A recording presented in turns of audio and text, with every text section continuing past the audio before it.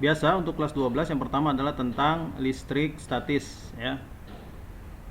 Terdapat muatan Q1 4 mikrokolom dan muatan Q2 9 mikrokolom terpisah sejauh 8 cm.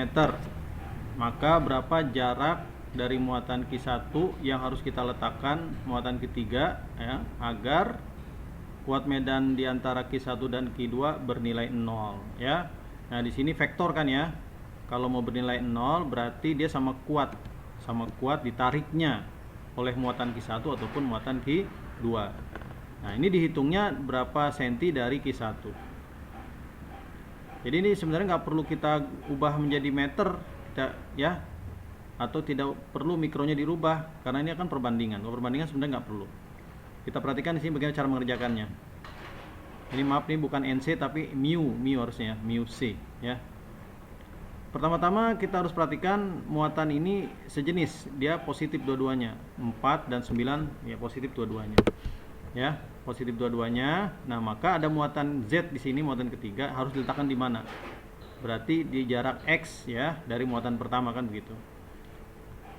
Kita lihat di sini kalau dia muatannya di muatan Z ini terjadi dua pengaruh ya. Pengaruh dari muatan 4 apa? Ini harusnya nano kolom. Ini mikro ya. Ini maaf nih ada keliruan di sininya nih ya.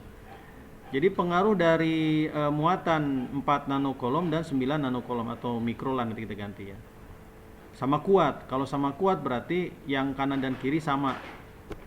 Jadi gaya dan kuat medan sebenarnya sama aja prinsipnya. Bagaimana cara menentukan berapa jaraknya? Nah, ini kalau masih ingat seperti ini caranya. Kuat ya. Kuat medan antara X dan antara muatan X dan Z gitu ya, itu sama dengan kuat medan antara muatan Y dan Z. Nah, untuk kuat medan ini nggak perlu dikalikan Q Z ya. Jadi kalau kuat medan sama gaya elektrostatis tuh bedanya hilang satu Q-nya gitu.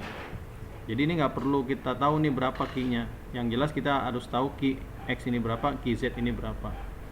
Seperti ini. Persamaannya kaki remuk-remuk gitu ya, kaki remuk-remuk kan begitu. Kalau gaya kolom kakiku remuk-remuk, kalau gaya kolom. Kalau kuat medan kaki remuk-remuk gitu kan, kalau kita singkatnya seperti itu. Inilah gini persamaannya, kemudian kita masukkan, perhatikan, saya akan bahas satu ya. Nilai K sama dicoret. Terus 4 ya.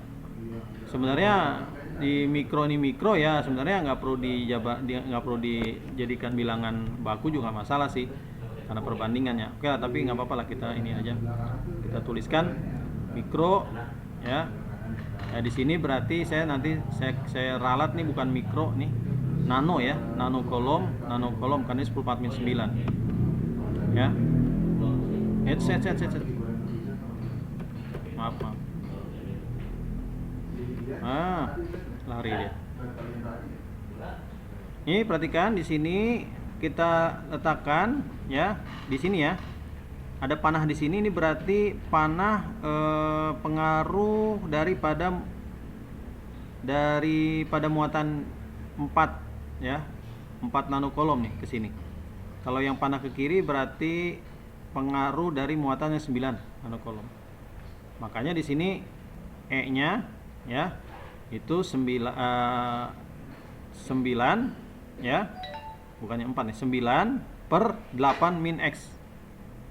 Nah, di sininya adalah 4/X ya. Ini terbalik nih, nanti dibalik aja ya, ininya dibalik nih, X nya di sini, kuadratnya di sini 8 min X. Akar, kenapa akar? Agar kita hilangkan ya, ini 4 dan 9 nya dan X kuadratnya. Tentunya X kuadrat sebenarnya yang dihilangkan, sehingga akan menjadi 8 min X, di sini akan menjadi X. Ini kita bahas di semester 1. Akar 9 adalah 3, akar 4 adalah 2. Jadi bentuk sederhana, jadi 3/8 min X sama dengan 2/X ya. Dengan demikian baru kita bisa memperoleh X-nya berapa, tinggal dikali silang aja nanti. 3 kali X, 3X, terus 2 kali 8 min X adalah 16 min 2X. Dihitung semuanya, jadi 16 dibagi 5, jadi 3,2 mm. Artinya jarak X ini adalah 3,2 cm. bukan mili lagi nih, sentimeter ya. 3,21an lah. Ya. Harusnya milimeter bukan senti. Senti itu terlalu jauh kalau untuk muatan mili aja ya. Baik, saya ralat nih persoalannya nih. Nah, jadi di sini artinya apa? Nilai jarak X ini agar muatan Z ini ya memiliki kekuatan yang sama ditarik oleh 4 nanokolom dan 9 nanokolom, maka jaraknya adalah 3,2 mm dari muatan pertama. Jadi kalau nanti ada persoalan seperti ini, kamu buatnya kayak begini caranya. Ya. Kalau dia gaya berarti di sini KX KZ gitu. Apa QX QZ. Tapi kalau dia kuat medan, hilang Q-nya QZ-nya. Cukup sini aja. Kemudian kamu akarkan biar hilang kuadrat-kuadrat yang di bawah. Ya. Dan biasanya angka 4, 9, 16, 9, 100, 9 biasanya seperti itu yang bisa ditarik akar. Dia lebih mudah ngitung siswa. Ya. Jadi untuk persoalan yang berapa nilai ini menjadi sama kuat ya, kuat medannya 0 di sini nih, maka caranya seperti itu. Itu yang pertama. Kemudian persoalan yang kedua tentang listrik dinamis. Hukum Kirchhoff 2. Nah, ini akan saya berikan bagaimana cara menyelesaikannya kalau besok di ujian sekolah ada. Ya, misalkan ada GGL sumber gaya gerak listrik, ada E1 sampai E5 yang masing-masing punya nilai. Kemudian ada hambatan yang dipasang seri ini punya nilai juga, berapa arus yang mengalir. Nah, caranya kamu lihat dulu ya, GGL yang paling besar yang mana. Ternyata di sini GGL yang paling besar adalah di GGL yang nomor 4, yaitu 6 volt. Dimulai dari sini gitu. Dimulai dari sini, kemudian kamu buat loopnya. Nah, loopnya itu dari positif ke negatif. Yang panjang itu kutub positif, yang pendek kutub negatif. Jadi arah loopnya seperti ini berarti. Nah, gitu ya. Jadi dari positif ke negatif. Terus begitu. Ini arah loopnya untuk kita bisa menuliskan persamaan hukum Kirchhoff-nya. Nah, kemudian setelah kita dapat loopnya,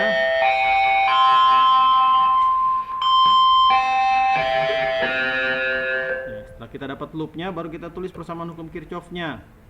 Dimulai dari M4 yang paling besar, arah loopnya dari kutub positif ke negatif gitu. Jangan terbalik. Caranya kita ini aja gitu yang paling gampang. Nah, kalau dia ketemu dengan garis yang panjang, berarti ketemu kutub positif. Berarti nilainya positif. Terus kalau ke sini, nah ternyata pas di sini dia bertemu dengan kutub negatif. Sesuaikan nanti persamaannya, jadi min E3, ke sini jadi min E2, ke sini menjadi min E1 gitu ya. Seperti itu jadinya nih. E4 itu 6 positif ya. Kemudian masuk ke sini ketemu lagi E5 positif lagi. Ya. Kemudian ke sini ketemu E3 berarti negatif. Ketemu lagi sini negatif lagi E2 dan seperti itu. Sama dengan I arus yang mengalir dikalikan dengan jumlah sigma atau jumlah daripada hambatan-hambatan yang ada di sana. Yaitu RA, RB, RC, RD, jumlahin aja karena dia dalam satu seri ya, jumlahkan. Masukkan semua angkanya, selesai. Maka ketemulah arus yang mengalir adalah 1/4 ampere. Cukup mudah sekali kalau nanti ada persoalan seperti ini di ujian sekolah ya. Gitu.